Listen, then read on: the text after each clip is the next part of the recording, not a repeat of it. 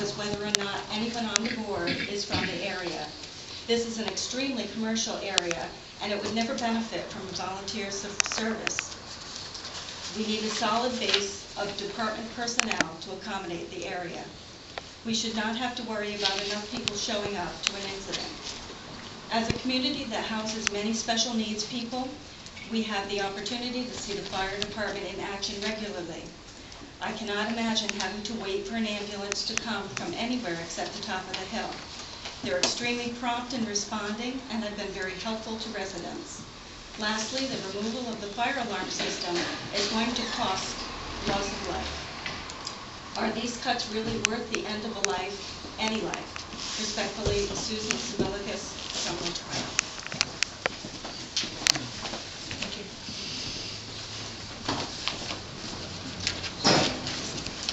My name is William Simpson. I live at I live on the 3rd floor. It's in the back, which is actually 4 stories up. And my bedroom's upstairs, which is 5 stories up. And this thing about the ladder truck, I got this today at my door about the ladder truck and about the alarm system. I can't believe this dragged on so long. It's like this depleting poverty, and you got an organization, Groton Utilities, a municipal power and water company that 10 or so years ago sent out their quarter bulletins of the reassurance of Thames Valley Communication, completely separate. But that's not the truth. Now that it's folded, they're going to charge utility customers for 14 years, $2.6 million a year to pay off the $28 million. And they can experiment like that with public funds. Well, you've got property in the town of Groton that has Northeast Utilities high tension line right-of-ways. It has a substation on Bremerton Road there. And you should get the money out of them for the fire truck. Because if that a transformer blows up at that substation, they're going to call you. You know, there's a lot of corruption in this town. I can see it, and I'm sick of it. I'm sick of moving away. I was born, I lived in Groton when I was born, for 6 months. Lived in New London 15 years. Moved to Oakdale, and went to high school and college. Got drafted and disabled, and come back to this horrific trash of a country that wanted to fight communism, and you elected a bunch of communists. You dictate to us. You do stupid things. I was in communications. I have an engineering degree, electrical. I did the wiring work out at Millstone. I was an engineer on Unit 2 for the fire alarm system, among other things. Designed control panels before I was drafted. And I'll tell you, the best thing you can have is a hard wire. Because cell phones are radios. And relay towers, when the power goes out, unless they got backup power, which they usually don't, they have to wheel in a generator. They don't work. And cable telephones don't work.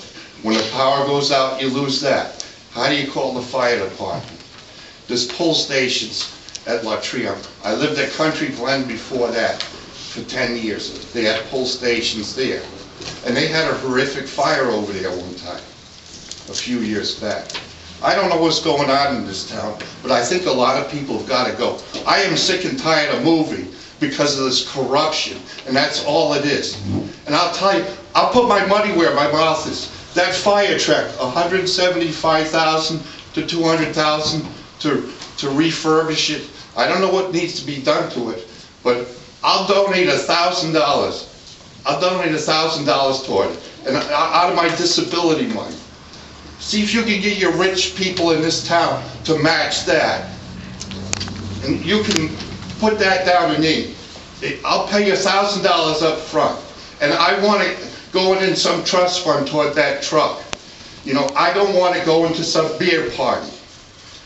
If you can do that, get a volunteer CPA.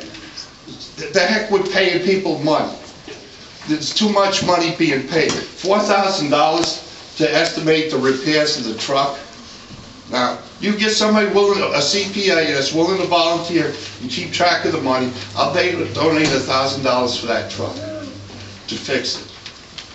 Because I sure hell don't want to get torched to death in my apartment, and I don't want anybody else either. When I look at this building, it's old. Where the hell's the money been going all these years? You know, you got Pfizer, you got EB, and you got the city of Groton makes money, and then they get money from the town of Groton to fix Thames Street, but no money comes back this way. Groton Utilities makes money, and none of it comes back this way. What's going on? So you want my address? If someone's willing to match money, I'll put in $1,000 for that truck. I live at 305 Michelle Lane, apartment 309. And I'll give you my phone number, 860-449-8290. And you can have the chief call me, or whoever. Because the chief came out one night, because he came out one morning, because the night before, somebody pulled the fire alarm. I don't know if there was a fire, but my friend came over. He had an electric toothbrush in his bag, and it happened once it was running. I heard this buzzing noise. I said, "Is your electric toothbrush running?" He said, "No, the fire alarm was going." I said, "Why the hell did you say so, guy?" So I go outside, open the door in the hall, and it's blaring away. I couldn't barely hear it in the apartment. There's one up in the laundry room, right outside the bedroom. It didn't go off. I told one of the guys here, one of the firemen, I said, "My fire alarm's not working in the laundry room, outside my bedroom."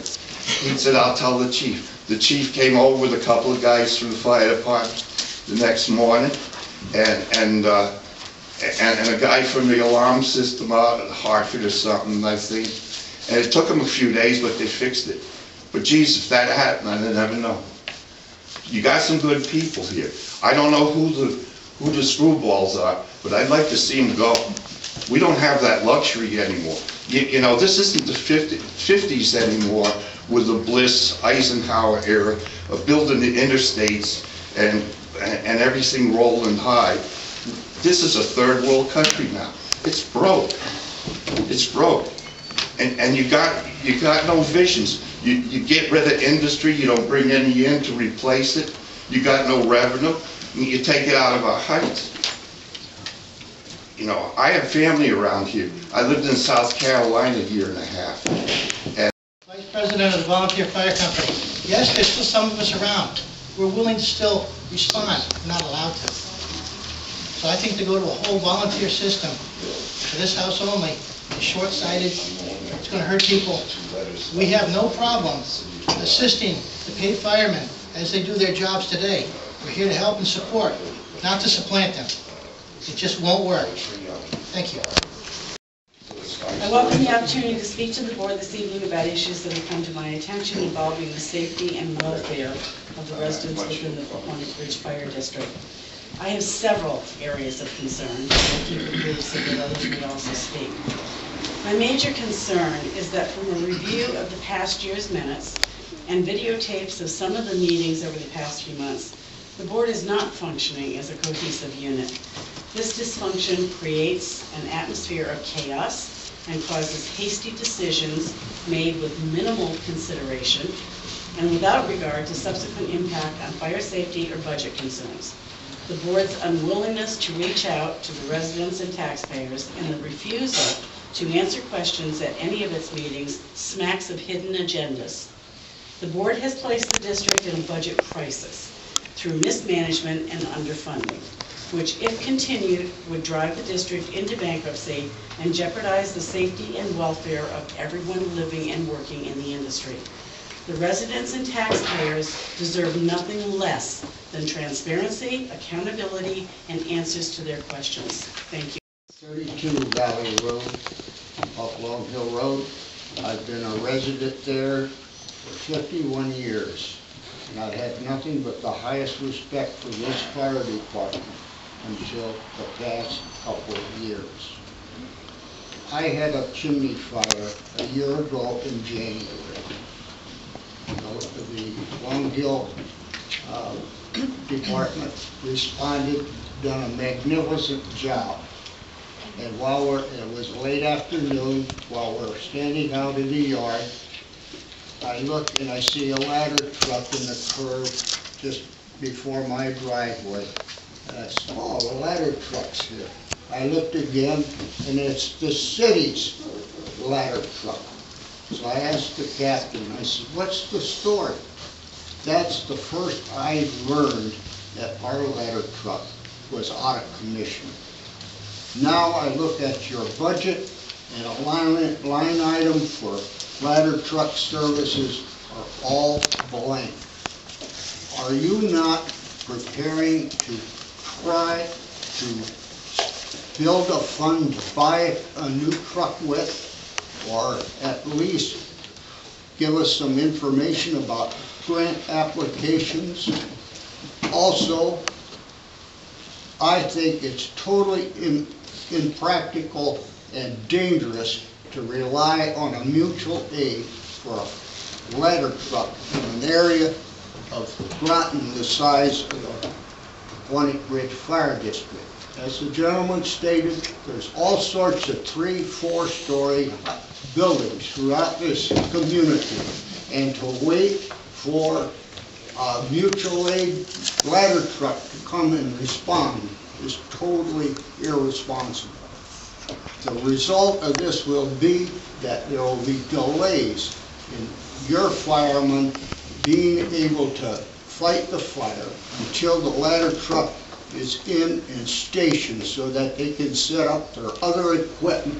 That has to be the first thing on the scene in order to position it properly.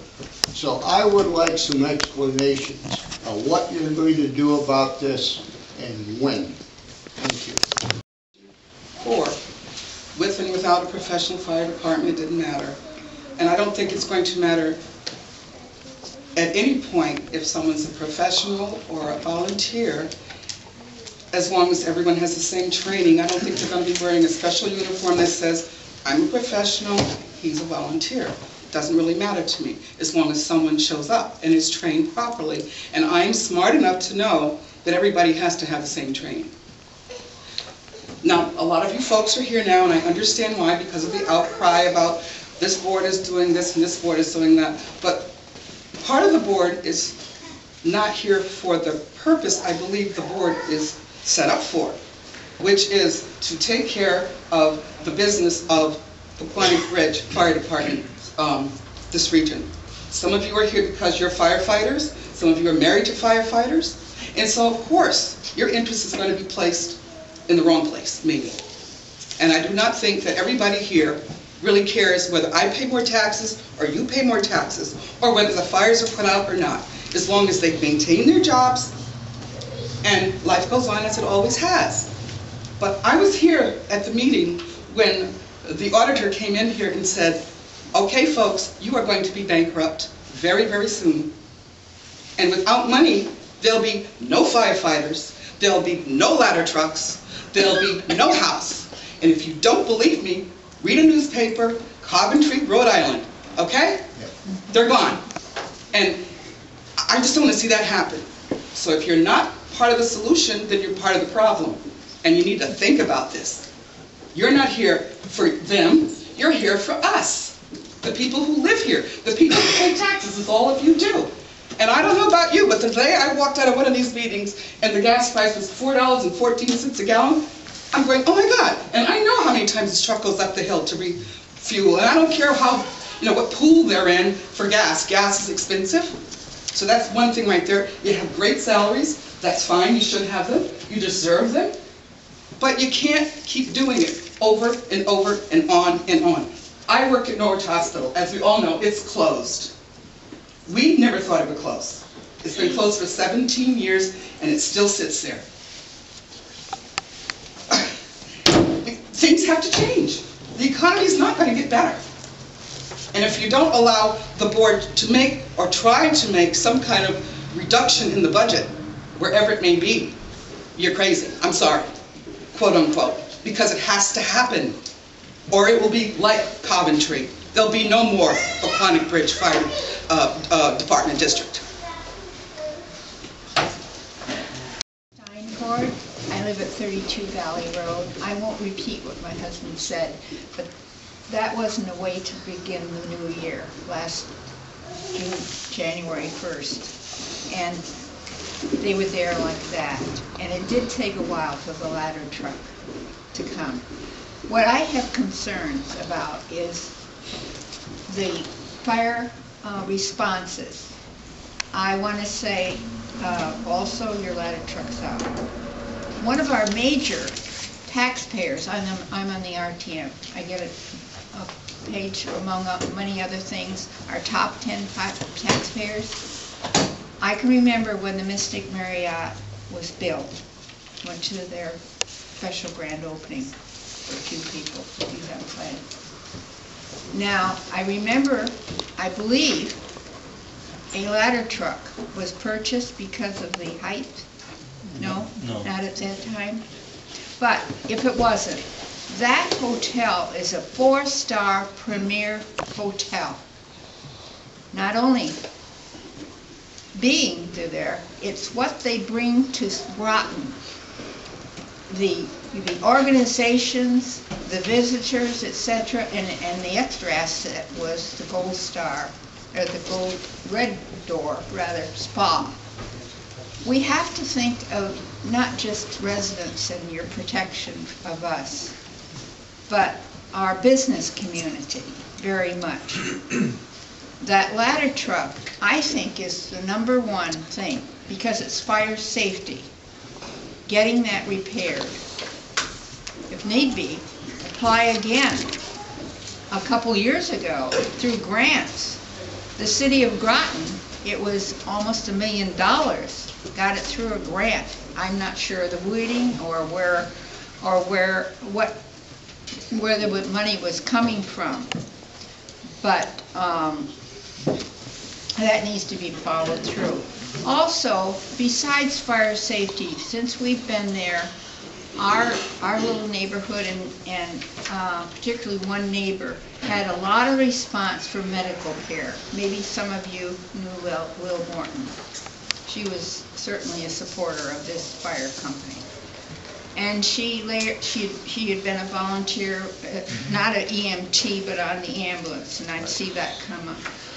But her health required, and I saw first, and I knew it was a 911 call, when your fire trucks, and some of these men showed up with the fire truck.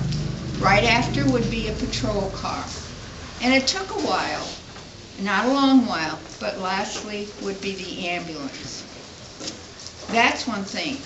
Another thing, and I'm thinking you get it too close, within the last 2 weeks, your truck came down Valley Road, the first house on the left, then the patrol car, and then 15 minutes later, a fire response, and then after that, some more time, the ambulance. The lady in the house had a stroke. She had been for a number of years on oxygen. All right, they got her over there, and time was of the essence. She got to L&M, the helicopter was called. They flew her down. And I understand she was close to not making it. So what I want to get at is the response, first of all, of these men and your fire crew were there. Then the next door neighbor, again, a different situation. Your truck showed up for our other neighbor. She has been ill for a while. And the same thing. And she's home now, but she's not in good shape. What I'm getting at, we have we have time and time again, that's just some instances of what you do for us. And they need the support. And the pension fund, I'm really concerned about. I thank you for giving us a stack of papers with a lot of data. That was great. And it reminds me last night on the ambulance coming from Groton and Mystic, and for their budget to be passed by the RTM.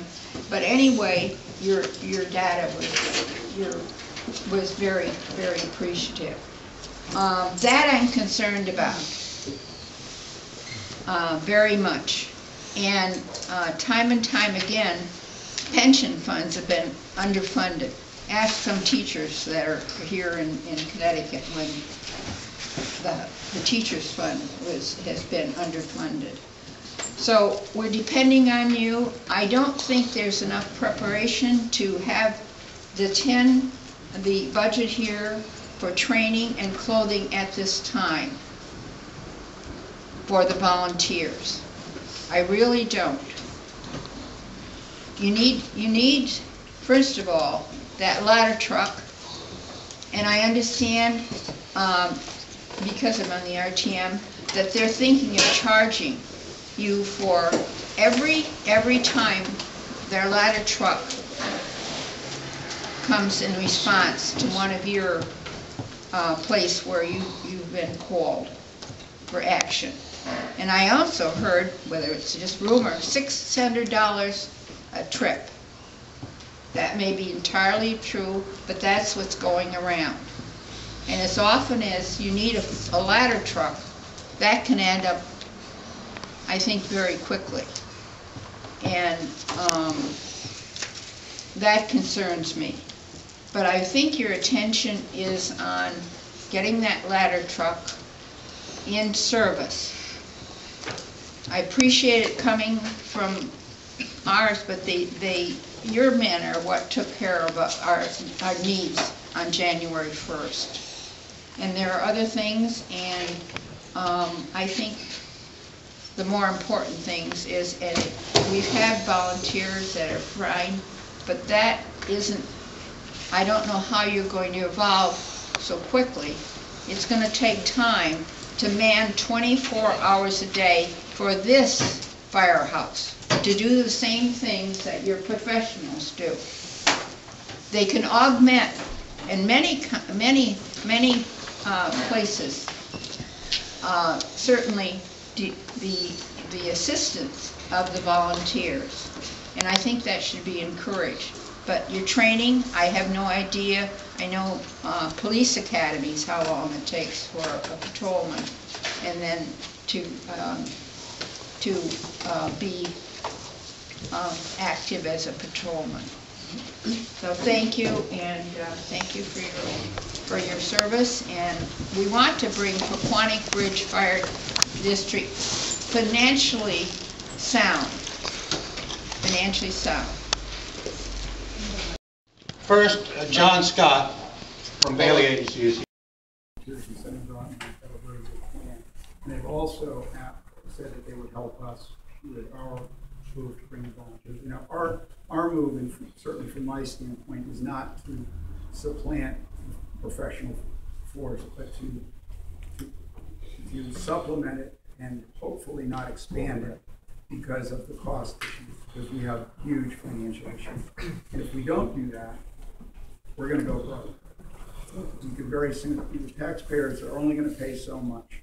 And we are, and it makes it tough in this board, and people aren't going to like what we're going to try to do to try to keep it in line.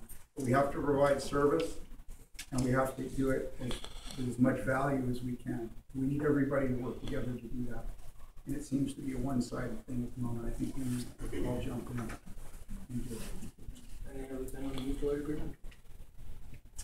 Just with regard to that, I think that in order to attract volunteers, we had some preliminary discussions, but we really have to make a very good volunteer organization that the chief runs, and that we can attract the right people.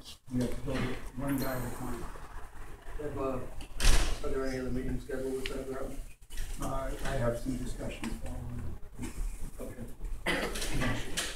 the business was because you constantly hear the myth that your rates are gonna go up.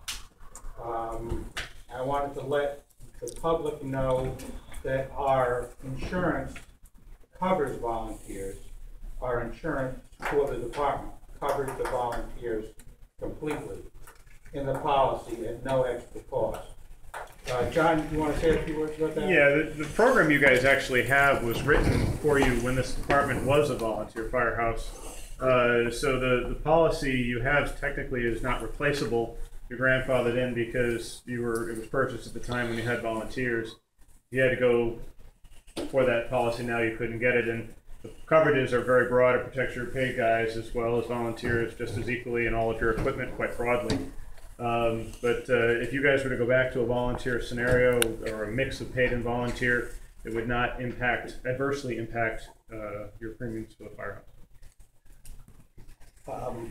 The other question that we had is if we get volunteers or some things change as to our way of handling the coverage in this district, there's always your insurance rates are going to go sky high.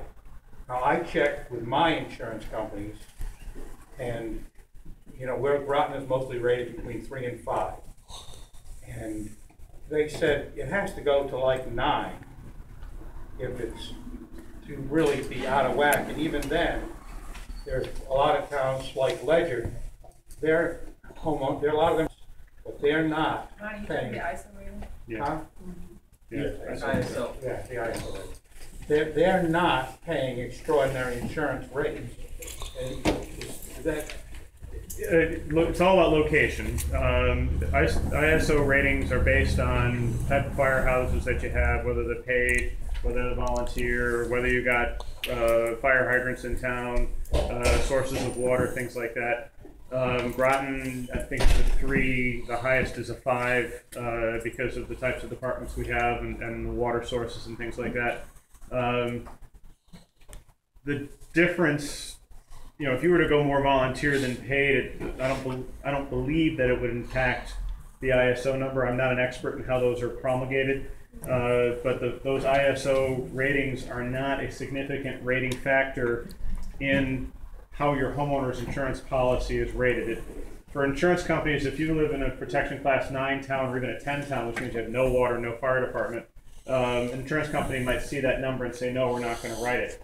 But it's not a real impact on the premium. Your premium really these days is generated on your credit score, the location of your home. All of us in this district are lucky to have waterfront properties essentially because we're real close to Long Island Sound. We're all paying higher premiums because of the wind exposure we have off of Long Island Sound, and it really doesn't have anything to do with these ISO ratings. So unless you guys were to jump up to a 9 or a 10, which I doubt would happen, I don't see that really being an impact. Well, if Groton is all between 3 and 5, the rest of these districts are running on mostly volunteers, and they're still a 5. So the homeowner's insurance scare is really not in play here. And if your insurance went up $30 or $40 a year, and your taxes went up $500, you could more than cover the insurance. And I will tell you that John spent a lot of time with me, and I appreciate it, going over this stuff. And we as a board are trying to get the right information for you people. It's not easy, and we listen to you, and nobody wants to cut services, and nobody wants to pay more money, and that's just how it is. But as a board, we have to make them decisions. Now, I'll start with probably a little bit my fault that the information was wrong. Payment for long-term benefit. Right, but there's not a want to do it, you have to do it. In order for it to succeed, it has to. Well, possibly, but still, no. If you dump $20,000-$30,000 a year into a volunteer, that's cheaper than $180,000 into a paid guy. And I'm not saying you shouldn't have paid guys. I'm just saying there's no money there to pay them. So if we can keep what we got instead of replacing, try and get some volunteers in there and see what we can do. Maybe we can do nothing. But if everybody has to be willing to give it a chance. I know it's Todd has a little bit of a bad taste from what has happened in the past, but we have to start on a clean slate and a new page. And that's how this, the board should be doing, and, you as taxpayers, you need to pay attention to the situation we're in. It's not an easy spot. I think, Ron, like I said, I'm not disagreeing at all that may be a direction we need to go. And again, my concerns are how we go about doing it, and I think we really need to be cautious with it. Well, we could form another committee to do that. You brought up the point of stipends. I manage a department that utilizes stipends to try to entice volunteers. The stipend program, when you bring that into a department, the life expectancy of that actually working at enticing people to come into that department, to remain in that department, is 6 to 8 years. So it's a stopgap to try and build the volunteers, and you need something beyond that to keep it going. The other thing you need to be concerned with is there's hidden costs in this that nobody's talked about yet, and that's physicals for the people to make sure they're physically fit to be able to do the job. If you're going to do a stipend, you cannot do a stipend that ends up falling below minimum wage. It is illegal to do. But all of this, we can discuss in a committee. But these are hidden costs that I'm saying are out there that we need to be aware of. You brought this stuff up, so he's just. Well, I brought this up to address the public, all right? So is he, let him finish. You're not allowed to talk. Sorry. Let him finish. He can say whatever he wants. That's it. So I'm telling you, I'm not disagreeing with him. I'm telling you, this is stuff that a committee needs to form. And I agree. I think that if we're going to do this, we need to put together a committee. We need to look at it all. We also need to get a hold of the volunteer department too. Us, back here, the president and the vice president and the chairman. You guys need to get a hold of us first. Because right now, we are the board of the volunteers. All right, let's go a step much further, moving along. Presentation of payment bills.